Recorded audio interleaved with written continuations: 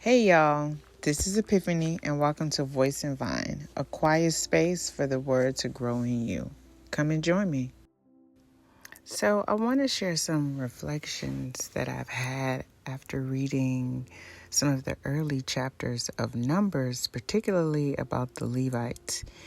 And it brought me kind of back to, all the way back to Genesis, obviously in Exodus as well, because as I'm reading in chapter 3, verses 11 through 13, it's like, okay, these are the same Levites, right, that Jacob seemingly, in my opinion, cursed in Genesis. And so I'm having these question marks. So once I have questions, I go down a rabbit hole and I start thinking and asking God to, give me insight, illuminate this word for me. What does this mean?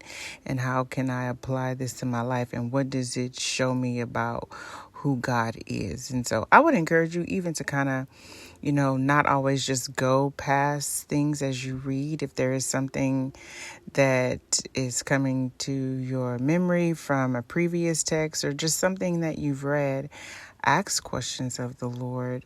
If you do have a study Bible or a reference Bible, use those footnotes and all of those things there to lead you to the answer. Because if you ask and you seek and you knock, you will find. And one of my favorite scriptures is Proverbs 9:10. Fear of the Lord is the beginning of wisdom, and knowledge of the Holy One is understanding. And he surely wants to give his children knowledge that want it and that diligently seek him.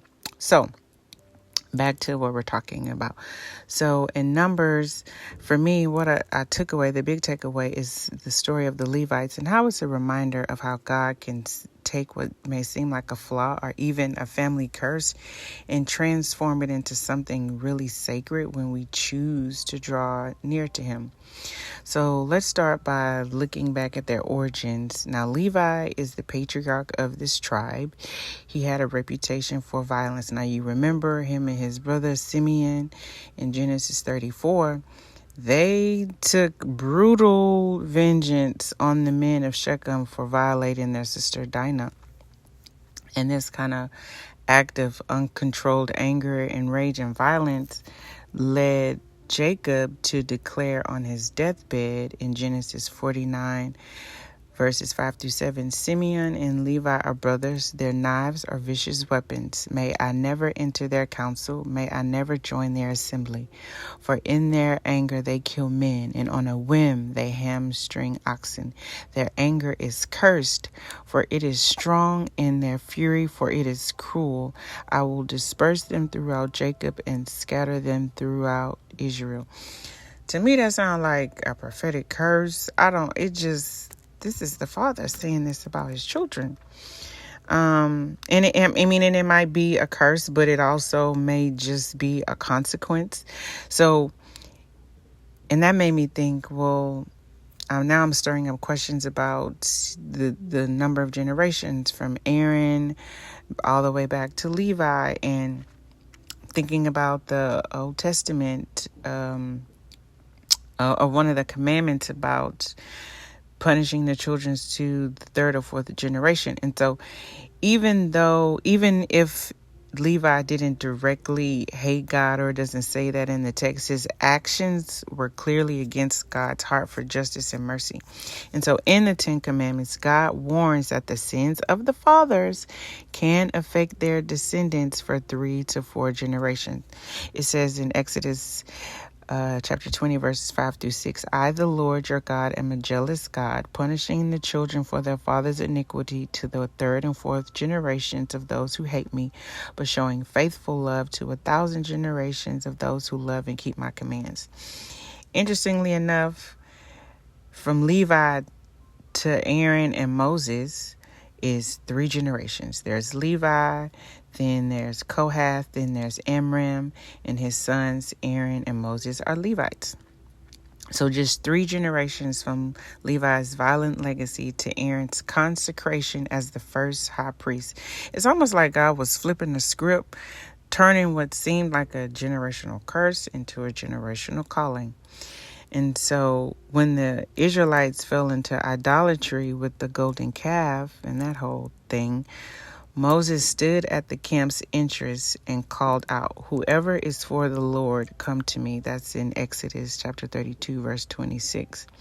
And it was the Levites, it says, if you read, the descendants of the same hot-blooded patriarch who stepped forward, they took a stand for God. They didn't even know what was about to come after.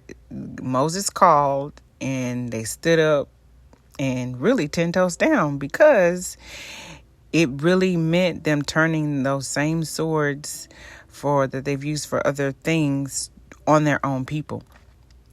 And so this act of faithfulness in an instant really changed their legacy.